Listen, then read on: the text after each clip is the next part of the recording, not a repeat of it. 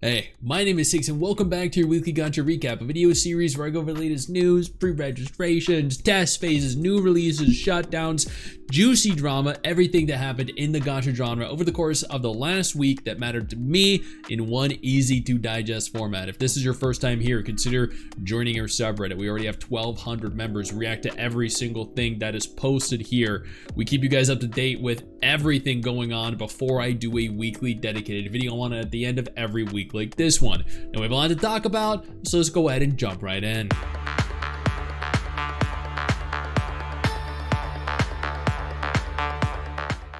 Let's start this off with Genshin Impact. Paimon's voice actor Karina Bootlegger has announced that she will not be voicing Paimon anymore. According to her, she essentially quit.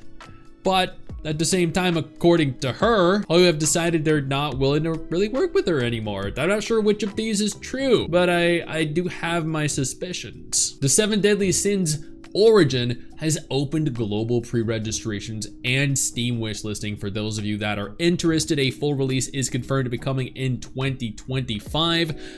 I'm excited for this, but I'm also on the fence about this because they ruined a lot of their other games, Netmarble specifically, and I have no doubt they're probably gonna ruin this one too, but I'm still gonna try it out because I give everything their fair shot. Azur Lane is officially holding a collab with Blackrock Shooter, and they're honestly, the outfits are incredible and the characters in it are incredible. I'm actually genuinely surprised that Blackrock Shooter would be in Azur Lane, given the kind of game Azur Lane is, but you know what, at the same time, awesome. I love Blackrock Shooter. War of the Visions Final Fantasy Brave Exvius is officially end of service, at least globally. The War of Visions Final Fantasy Brave Exvius operations team apologized for coming to this difficult decision, and we're sincerely grateful for the support we've received from our players. As I noted on stream, Square Enix, end of service. The only duo that is more iconic than that is Crunchyroll and end of service, or Crunchyroll and predatory business models. Zenless Zone Zero previewed their Yushuan character demo. I watched that on stream, and Yushuan is, I don't even know if I'm pronouncing the name correctly, but is, oh my god, that fight scene with Miyabi was incredible. And honestly, her character looks really freaking good too. Chasing Kaleido Rider has officially opened closed beta recruitment. You can apply if you're interested. The survey only takes like 4 seconds. It asks you like 4 questions. I'm honestly very curious about this game. It looks super cute and kind of unique as well. Crystal of Atlan is on fire right now. Apparently, the player base weren't aware that you require stamina to actually play the game, and it's actually much more egregious than even I remember. You require a lot of stamina to continue with the story, which means you can't participate in the side content necessarily, or you do the side content and you can't continue with the main story. So everything is heavily gated and is stopping people from actually playing the game. You can play it for, I don't know, some people are claiming maybe, 10, maybe 20 minutes, if that, per day. So naturally they're upset because this is essentially stopping people from playing. Like, they are trying to prevent you from playing their game, just entirely counterintuitive. And then there was this, where in the previous version of the game, I don't know if it was beta test or not, but there used to be an item that you could use to summon costumes. If you leveled your character to 60, your character, singular, you could get 20 of those from the level up supplies. They've changed this on release, and now you get 20 per account, which means leveling ult no longer rewards you with free pulls because they want to earn more money, and this is one way of doing it. Yeah, that sucks. Black Beacon is in more controversy.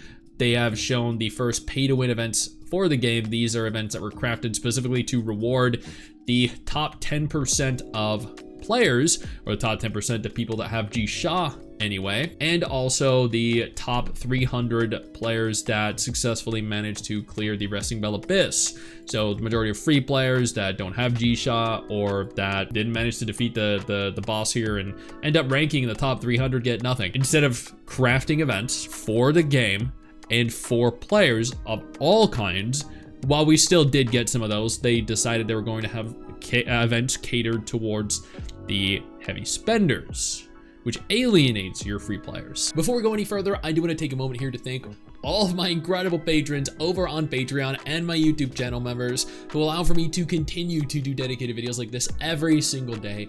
You guys are absolutely phenomenal, and I genuinely cannot thank you all enough for the support. ReMemento White Shadow has had their official soft launch on global.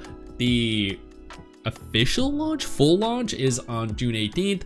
I think this is honestly a very cute game, but at the same time, there's still very few people that even know it exists. One Piece Dream Pointer is already shut down. From what I've heard, this was I think this was a Chinese One Piece game that was like the Seven Deadly Sins Grand Cross. Don't quote me because I'm not entirely certain. I've never played the game and I know absolutely nothing about it. Duet Night Abyss is holding a second closed beta test. You can pre-register now. You can enter right now if you want to. It officially starts on June 12th. I'm curious to see how the game ultimately ends up looking and playing, given I've covered both the first and the second test phases, and I had a lot of fun in them. Although, admittedly, they were still very barren and far from being ready, complete. Limbus Company has been suffering from review bombing over on Steam. And, I didn't even know that was possible, given the general community loves Limbus Company. I've never seen them really embroiled in drama, but you know what? There's a first time for everything. Apparently, this isn't even the first time though. Etheria Restart is officially launching on June 5th. They're sponsoring me for a video. I'm gonna have a tier list and a beginner's guide up in the next few days, so I urge you to be on the lookout for that. This is actually a really good game that I've thoroughly enjoyed when I played at both test phases. Revived Witch is officially revived with a re-release. I think it was at some point in 2025, or has it come back? It released on TapTap in China on the 22nd of May. So actually it did launch just a week ago. Whether or not it gets a global re-release remains to be seen, but I mean, this is good news for people that enjoyed the game. Infinity Nikki responded to more of the drama over on Twitter, and what they essentially said was, "We received some passionate feedback. Thank you." Yep, that's about it. Jesus fuck. Concerning Wuthering Waves, with the release of Chacona right around the corner, or not Chacona, sorry, Cardathea and Fleur de Lis right around the corner, they are trying to get the characters censored by reporting them to their local government. Because, you know what, if you can't beat them, destroy them, right? That's the mentality of these haters.